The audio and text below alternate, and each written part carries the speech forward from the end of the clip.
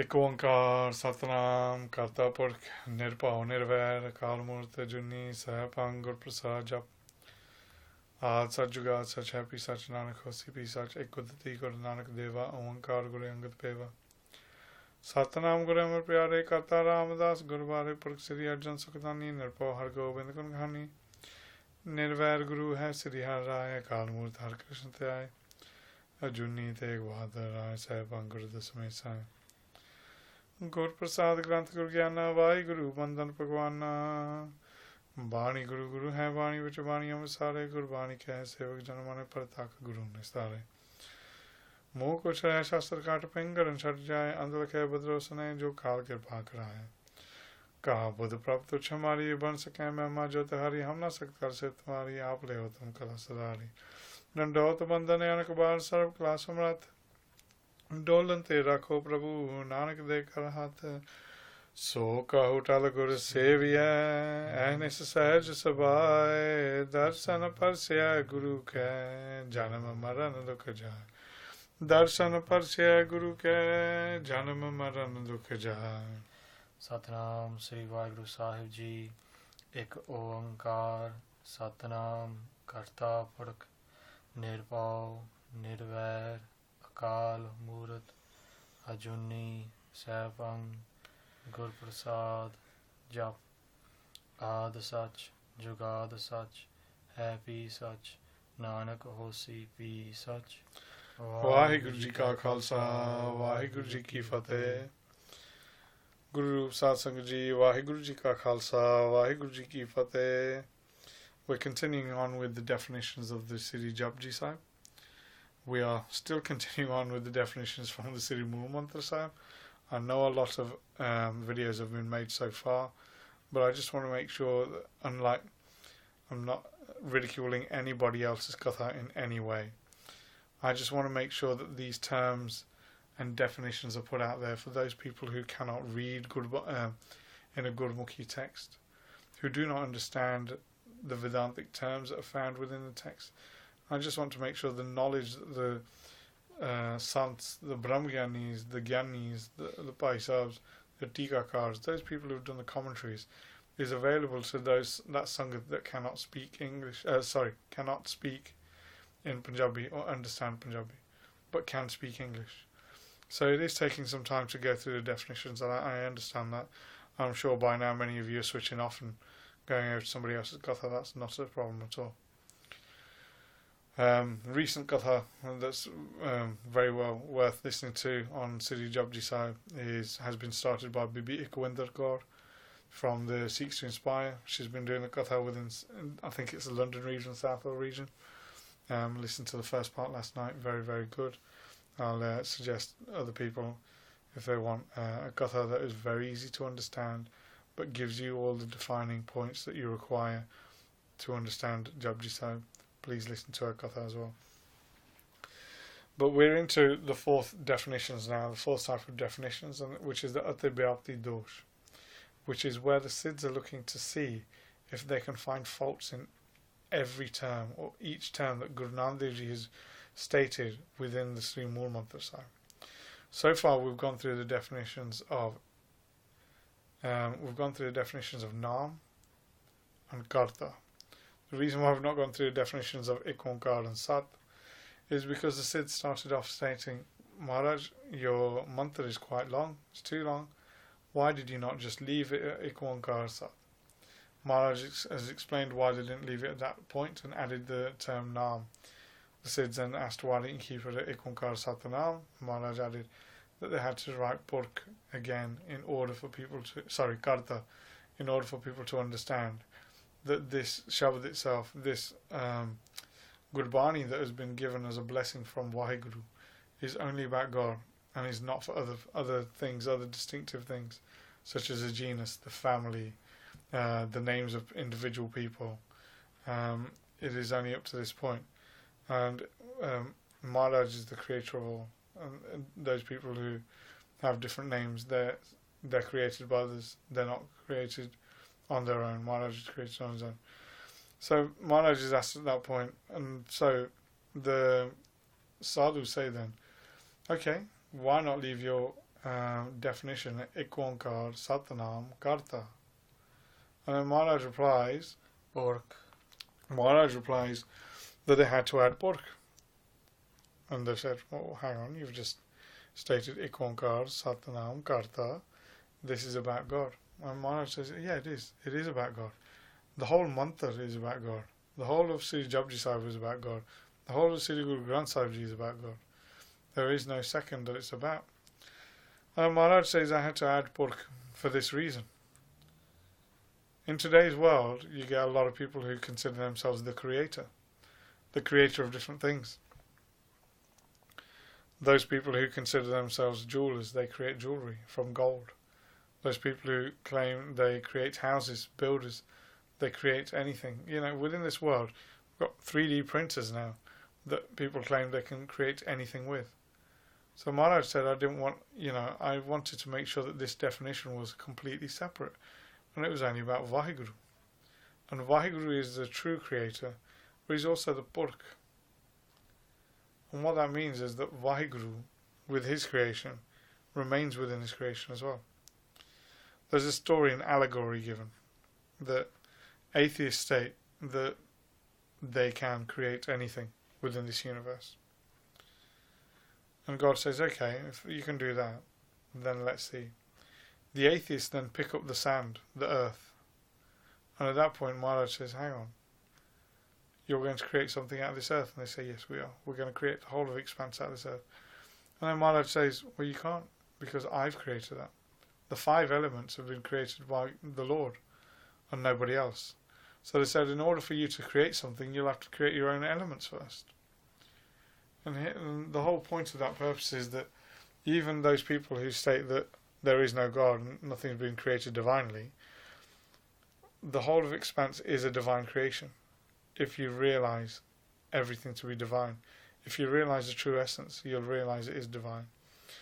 But Maharaj says here, they say Purkh. We had to add Purkh.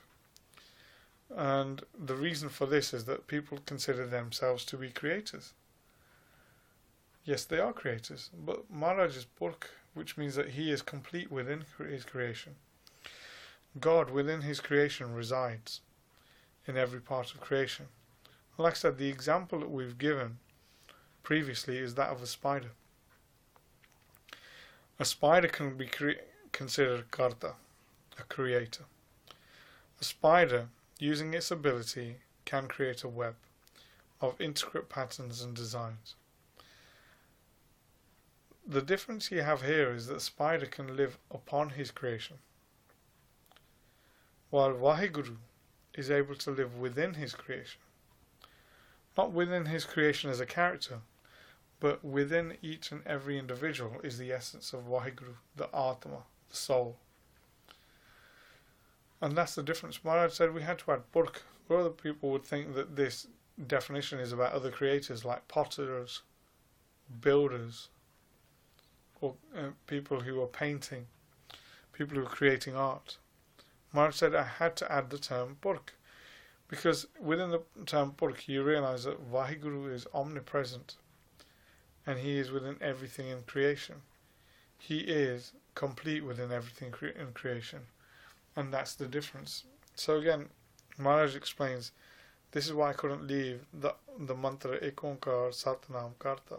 I had to add Purkh. So the Sidhs then go, okay, that's fine, we understand. We understand again.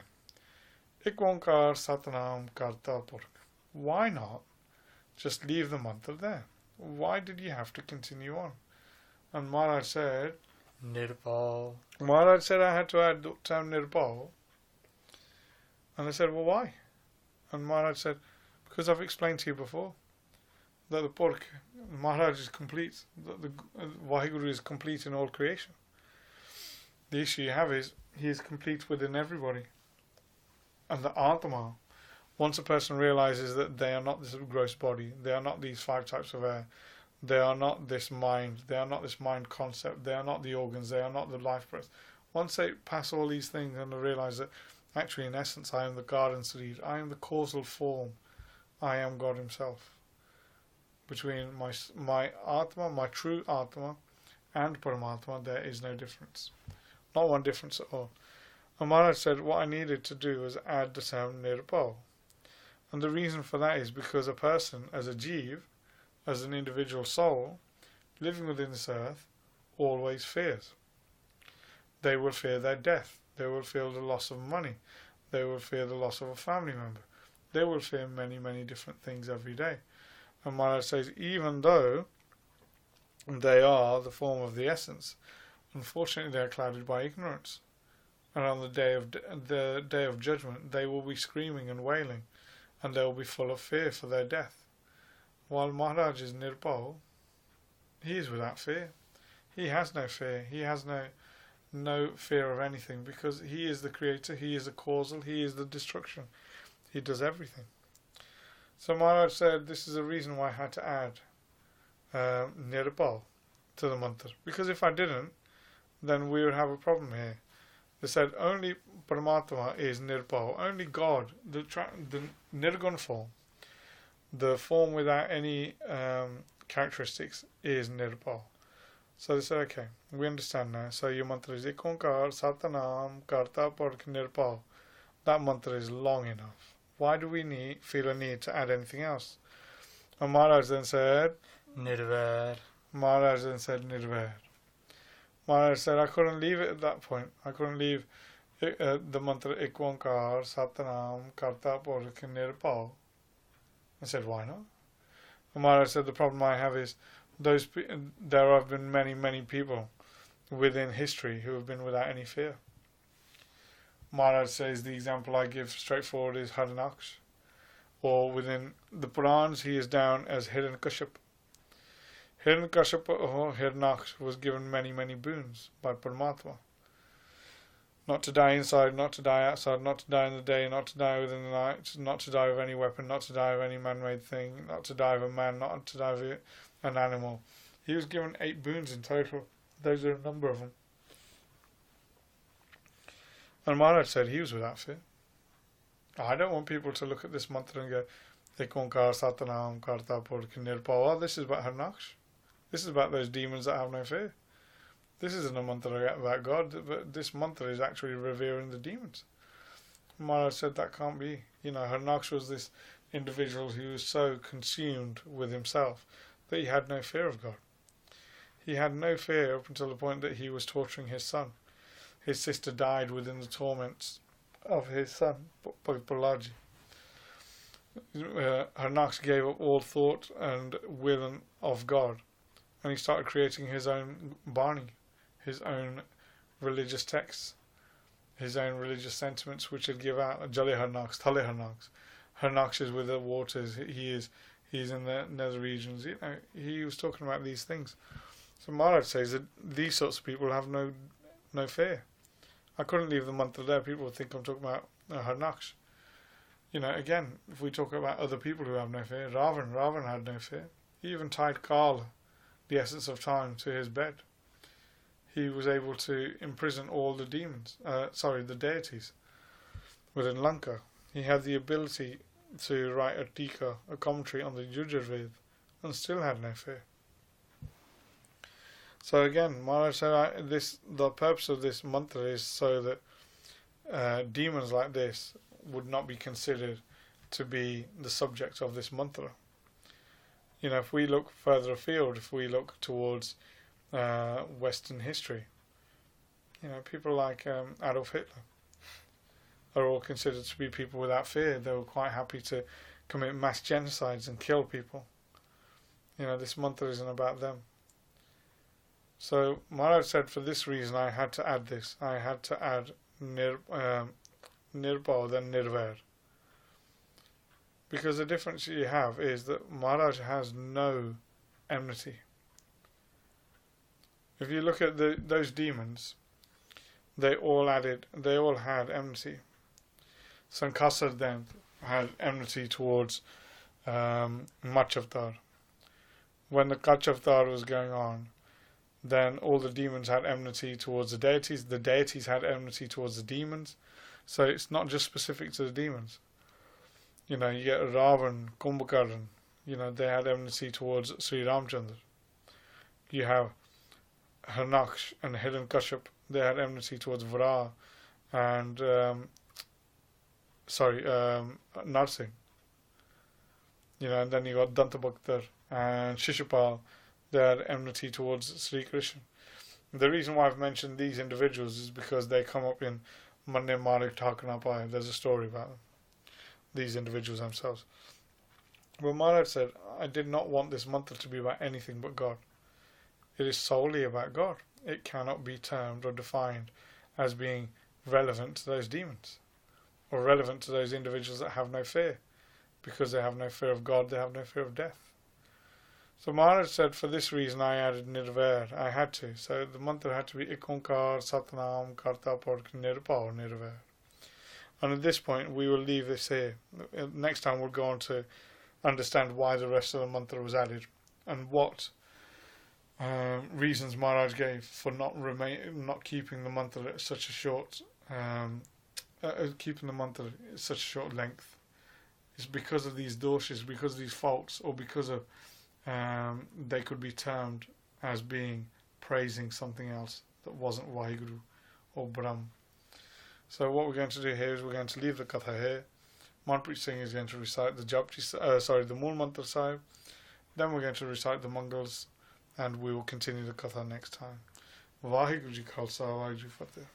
Ek Onkar Satnam Karta Purkh Nirbhou Nirvair Akal Murth Ajuni Saipang Gur Prasad Jap Ad Sach Jugad Sach Hai Bhi Sach Nanak Hosi Bhi Sach. Vaheguru Ji Ka Khalsa, Vaheguru Ji Ki Fateh. He Gobind, He Gopal, He Dayal Lal, Prananath Nath Sake Deen Dard Nivar, He Samrath Agam Puran Mohe Me Atar, Andhakoopa Mahapayan Nanak Paryatar. Aye Prabhu Saranagati Kirpa Nidh Dayal Ek Akhar Har Manavaste Nanak Hot Nihal. Vaheguru Naam Jaha Jaha Chale So Utare Par Jo Sharda Kar Sevde Guru Paryo Tar Nahar. Jo Sharda Kar Sevde Guru Paryo Tar Nahar. Vaheguru Ji Ka Khalsa, Vaheguru Ji Ki Fateh.